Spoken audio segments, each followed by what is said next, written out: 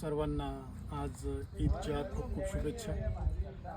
आज माझ्यासोबत माझे मोठे बंधू आणि तसेच माझे मित्र जमील जमदार हे आहे आणि आज ईदच्या सणानिमित्त आम्ही मौलानी बाबा दर्गा या ठिकाणी आम्ही आलेलो आहोत आणि आम्ही जमील दादाला आम्ही पप्प्या म्हणून हाक मारत असतो, कॉल करत असतो।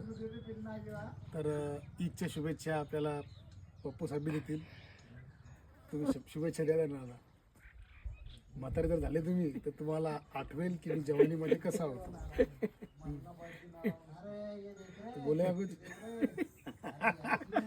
नमाज पढ़त असताना सुद्धा मी आणि पप्प्या कब्रस्तानला जात असताना आम्हाला आमची भाऊ मित्र हमीद दादा यांची आठवण झाली। खूप मन भरून आलं, परंतु करण्यासारखं काहीच नाही आहे।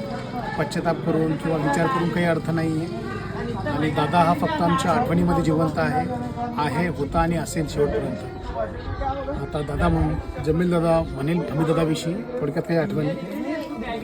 हे आमचे दादा होते, लई लहानपणापासून आम्ही संघ खेळलो, हसलो, शाळेत होतो।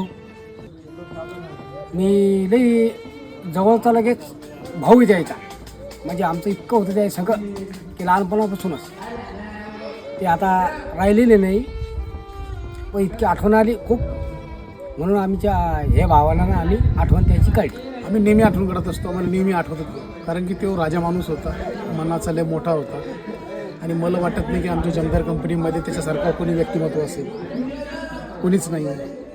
परंतु काही गोष्टी ज्या व्हायच्या नव्हत्या त्या झाल्या, त्या फक्त इतिहासात जमा आहे, त्या नेहमी आता स्मरणात राहतील। परंतु या ठिकाणी आम्ही हमीद दादाला खूप मिस करतो। त्यांचे मित्र आरिफ सर, आमचा सादिक बदक, जलानी दादा, कस्तुरी साहेब, हे आम्ही सर्व त्यांना खूप मिस करत असतो। त्याची आठवण काढली का थोडं मन भरून येतं। परंतु हमीद दादा, आम्ही तुला प्रेम करत होतो आणि शेवटपर्यंत प्रेम करू आणि अल्लाह ताला तुला स्वर्गामध्ये जन्नतमध्ये ठेवेल अशी आम्ही अपेक्षा करतो। हमीद दादाचा एखादा प्रसंग सांगा बरं। ते आमचे भाऊ होते। आम्ही आता लहानपणापासून एका माहितीत सांगतो, एका डोंगरात जातो, जवळपास 7 ते 8 जण होतो आम्ही। असंच शाळेतून असा विषय निघाला की चला आपल्याला डोंगरात जायचं। मग भाकरी गिकरी बांधली आम्ही, चालो 7-8 जण डोंगरात अशी मजा करत आम्ही खूप डोंगर हिंडलो, प्राणी पाहिले तिथं, ससे पाहिले, सगळे पाहिले, लई मजा केली, अशी मजा केली। आता ते आमच्या संग नाही तरी इतकं दुःख वाटतं आम्हाला, ते दुःख वाटतं। काय म्हणायचे नेहमी हमीद दादा तुम्हाला चिडवायचे काय? नाही, आम्हाला लई अशी मजा करत होती, ते भावासारखं वागवलं द्याय ना आम्हाला, लई भावासारखं। काही काम असू द्या, रात्री असो, काही असो, एक फोन लावल्याबरोबर धावत पळत आमच्यासाठी येत होते। मी एकदा ते किस्सा सांगा, ते आरिफ सर तुम्ही धाब्यावर जेवायला गेलते एकदम। हां, ती बी आम्ही, आमचा आरिफ सर इकडून औरंगाबादहून येत होते। मग त्यानं आम्हाला फोन केला की या गडा मी येऊ राहिलो, आपण जेऊ इथं। मग आम्ही इथून 10:30 वाजता चालले गेलो, मस्त हॉटेलीत जेवलो, खावलो, अशी मजा केली, मग चालले आलो आम्ही। मी त्यावेळेस कोण होते मला सांगत ना तुम्ही? त्यावेळेस मी होतो, आमचा हमीद दादा मित्र बी होता, मी होतो आणि आरिफ सर होते, आमचे गप्पा सर बी होते आमच्या संग। मी नव्हतो मला वाटतं त्या पार्टीमध्ये। नाही, होते तुम्ही त्या पार्टीमध्ये। जिलानी दादा नव्हते, आम्ही 3-4 जण होतो। का बरं जिलानी दादा काऊन होते? ते आले नाही, त्याला काही काम होतं म्हणून काही आले नाही, ते नेहमी काम असतं त्यांना। हा, या ठिकाणी जे अत्यंत मित्रप्रेमी आणि आमच्या हमीद दादाचे जे कट्टर समर्थक होते, जसं एकाच नाण्याच्या 2 बाजू, की म्हणजे हे चड्डी मित्र असं म्हणायला अवघड ठरणार नाही।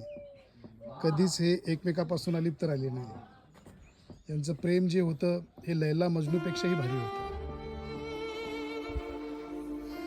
मित्रांनो, हीच ती जागा आहे ज्या ठिकाणी हमीद दादा हे आमच्या पप्प्याला फोन करून त्यांचं शेणपाणी किंवा काम झाल्याच्या नंतर याच ठिकाणी पप्प्याची आणि त्यांची सभा जी आहे ह्या ठिकाणी ह्याच गाडीवरती भरायची.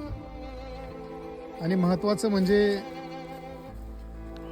या ठिकाणी ज्यावेळेस मी हमीददादा पप्पे आम्ही भेटायचो तर खूप हसी मजाक व्हायची. आणि कदाचित हा व्हिडिओ पाहत असताना कदाचित जर हमीददादा वरून पाहत असेल तर खरोखरच खूप हसत असेल. काय साले यांची सवय आजही गेलेली नाही. पप्पू सेठ, आज हमीददादा आपल्यामध्ये नाही आहे, विशेष करून तुमच्यासोबत नाही आहे, तर तुम्हाला कसं वाटतं आज? आज कसं लई दुःख वाटतं सांगायला येतं मित्र. कारण का कुठं जायचं तर मला फोन लावायचा आणि चालायचं, चालगडा आपण येऊ. कुठं लग्न करायला माझ्या संघच राहायचा, माझ्याशिवी ते कुठंच जायचं नाही, लग्नाला जायचं नाही, कुठं जायचं नाही. पुन्हा एक गोष्ट डबल काही तर झालं तर मला सांगायचं कडा मला आपल्याला असं असं करायचं. मी बी हो म्हणायचं, ते बी हो म्हणायचं. म्हणजे दोघांचे विचार करून आम्ही सल्ला घेत होतो आणि करत होतो पुढचा पाऊल टाकायच्या आधी.